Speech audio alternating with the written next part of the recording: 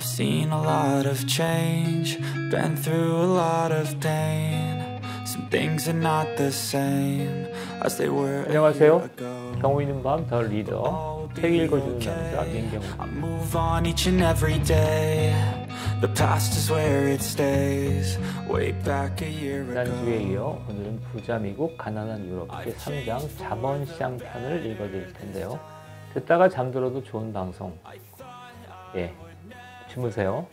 책 읽어주는 남자 민경우의 경우 있는 밤 더 리더 세 번째 밤을 시작하겠습니다. 유럽과 미국의 경제적 격차에 대한 고찰. 이 글은 켄 피셔, 피셔 인베스트먼트 회장의 글을 소개하겠습니다. 비밀이 아니다. 최근 몇 년 사이 미국과 유럽 간 부의 격차는 더욱 커졌다. 어쩌면 이는 당연한 결과다. 규제와 사회 경제적 요인의 영향으로 인한 자본시장의 구조와 깊이의 차이는 미국이 유럽보다 앞서 나가게 한다. 흥미롭게도 이는 한국 시장 전망에 대한 긍정적인 신호로도 볼 수 있다. 미국과 유럽의 자본시장은 중요한 차이점을 보이는데 이를 통해 현재 커지고 있는 격차를 설명할 수 있다. 우선 규모로 보면 유로존 주식의 시가총액은 6,300조 원, 영국의 파이낸셜 타임스 지수 100은 3,400조 원이다. 코스피 시가총액인 1,800조 원과 비교하면 큰 수치처럼 보이지만 미국 S&P 500의 시가총액은 4경 8,200조 원으로 유럽의 7배에 달한다.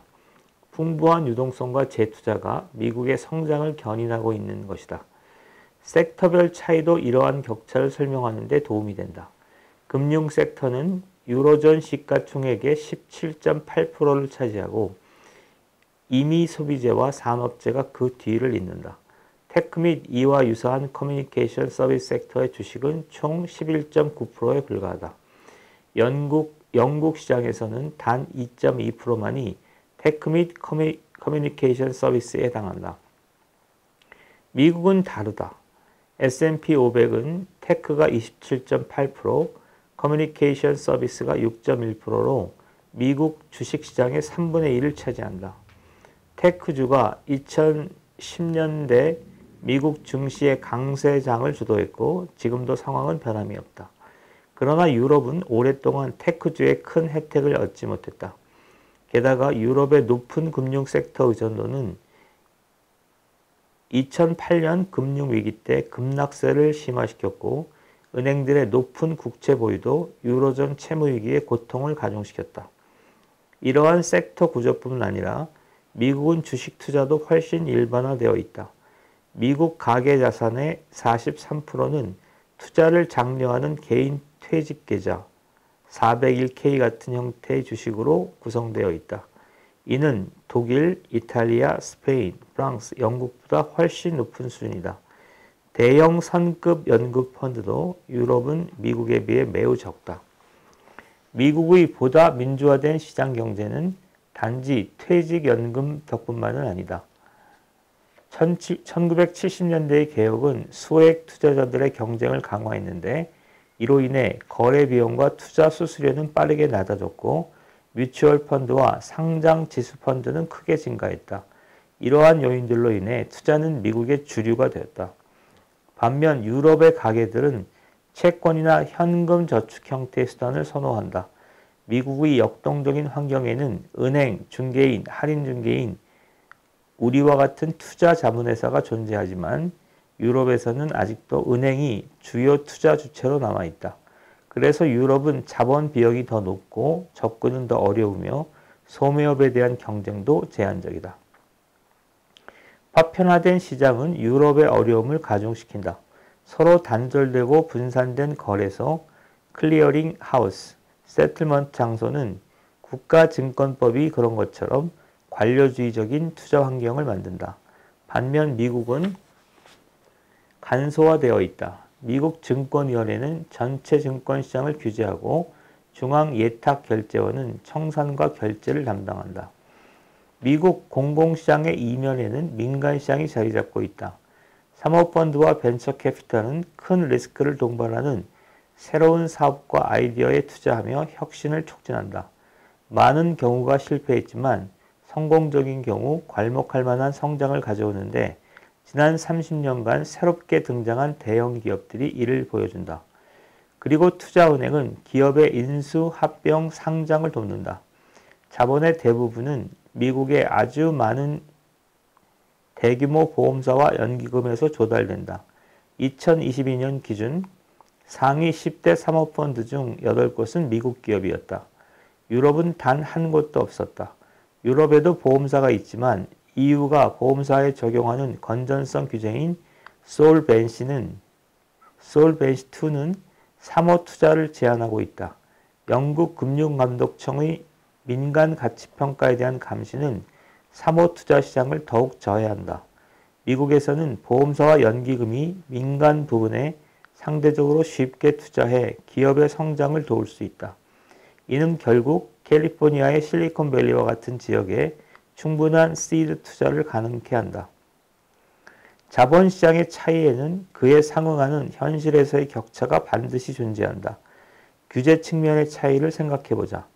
미국은 한국과 마찬가지로 규칙 중심의 규제 방식을 취하기에 넘지 말아야 할 선이 분명하다.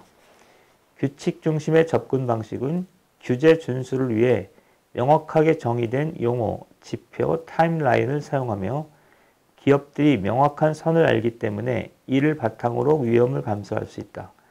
반면 유럽은 모호한 원칙 중심의 규제 방식을 취한다. EU와 영국의 원칙 중심 접근 방식에서는 합리적인, 명확한, 공정원과 같은 모호한 용어를 사용하고 규칙의 의도와 결과에 중점을 둔다. 이는 회색지대를 유발하고 끊임없는 평판 리스크를 야기해 기업들로 하여금 위험 감수를 꺼리게 한다.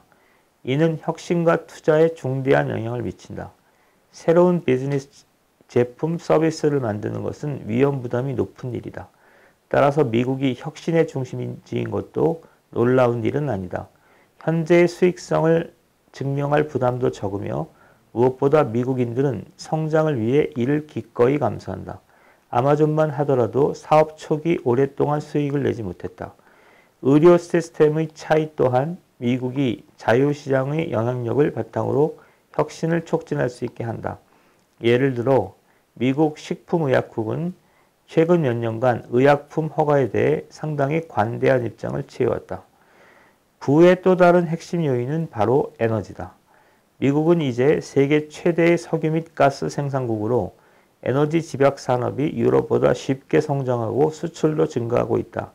에너지 공급에 크게 기여하고 있는 프래킹은 미국이 숨겨진 자원을 발굴하기 위해 다양한 기술을 실험한 노력의 산물이다. 소유권 역시 개발을 촉진한다. 미국의 토지 소유자는 광물권을 갖지만 유럽과 영국에서는 그 권리를 국가가 갖는다. 국가의 이익을 위해 자신의 땅에서 개발하는 것을 누가 달가워하겠는가?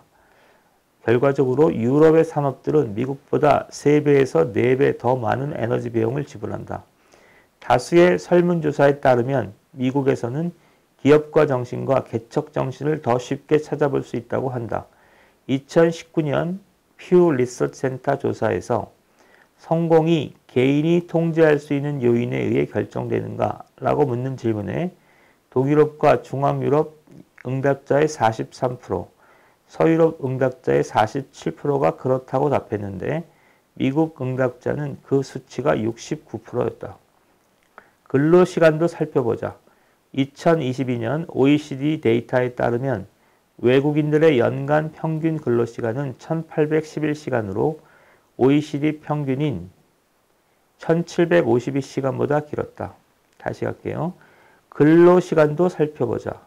2022년 OECD 데이터에 따르면 미국인들의 연간 평균 근로시간은 1811시간으로 OECD 평균인 1752시간보다 길었다.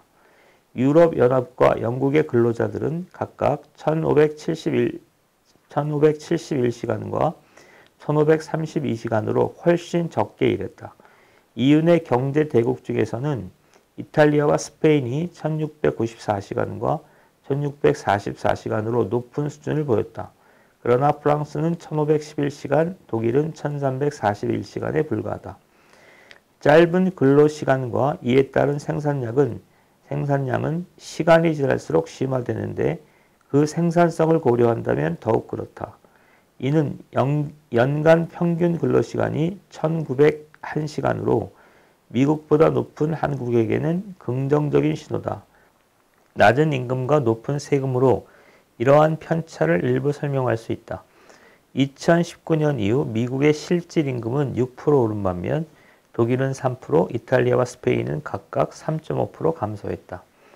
미국과 유럽 간 부의 격차가 갈수록 벌어지는 것은 우연이 아니다. 이는 미국이 테크, 공공 및 민간시장, 규제 및 사회경제적 차이에서 가진 장점이 시간이 갈수록 증대된 결과다.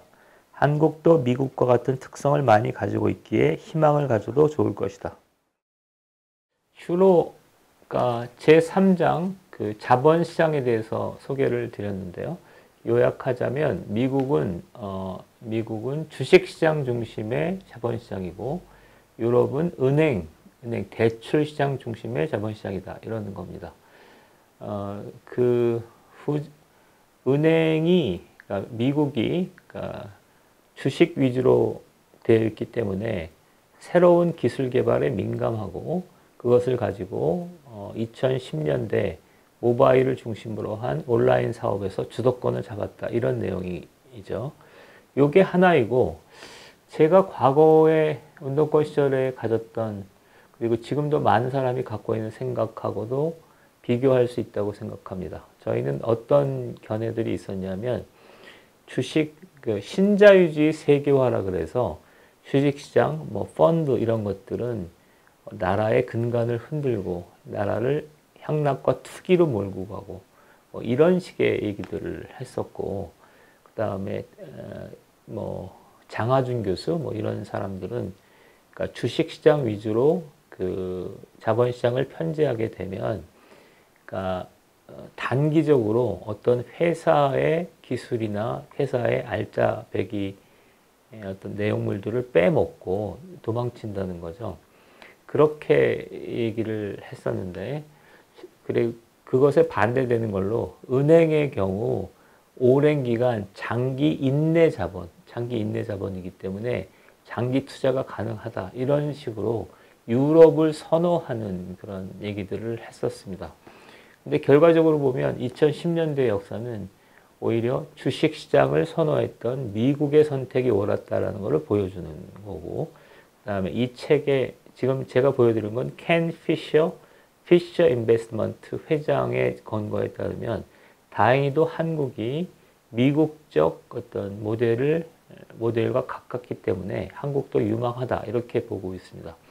제가 결과적으로 이 책을 소개해 드린 건 두 가지입니다. 하나는 신기술을 채택하는 미국적 모델이 2010년부터 새로운 결과물들을 얻어냈고 한국도 그 경로를 택하고 있다. 그것이 옳았다.